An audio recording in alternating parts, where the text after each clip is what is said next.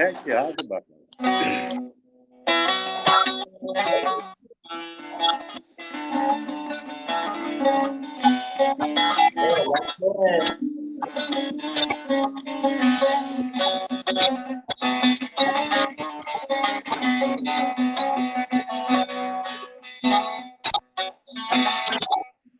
Yeşil ördek gibi daldım göllere. Yeşil ördek gibi daldım göllere. Sen düşürdün beni dilden dillere. başım alam gidem gurbete.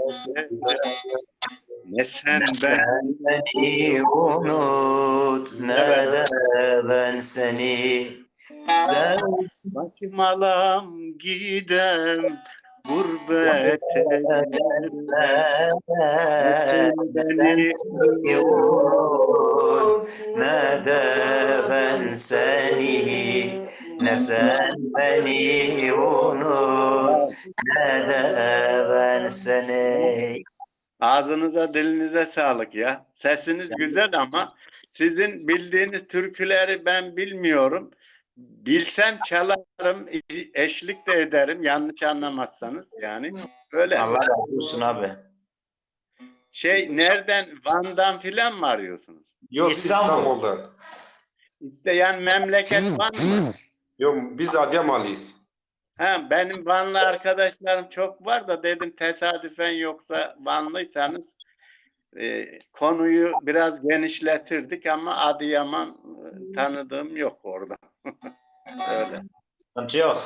Tamam bir tane türkü mesela yok mu? Ne ağlarsın benim zülfü siyahım. Söyle. Ne ağlarsın benim zülfü siyahım. Bu da gelir bu da geçer ağlama.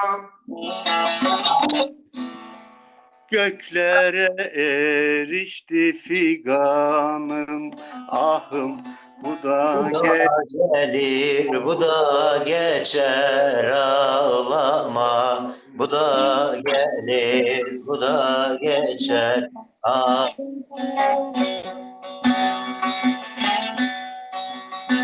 Göklere erişti Ağlama. feryat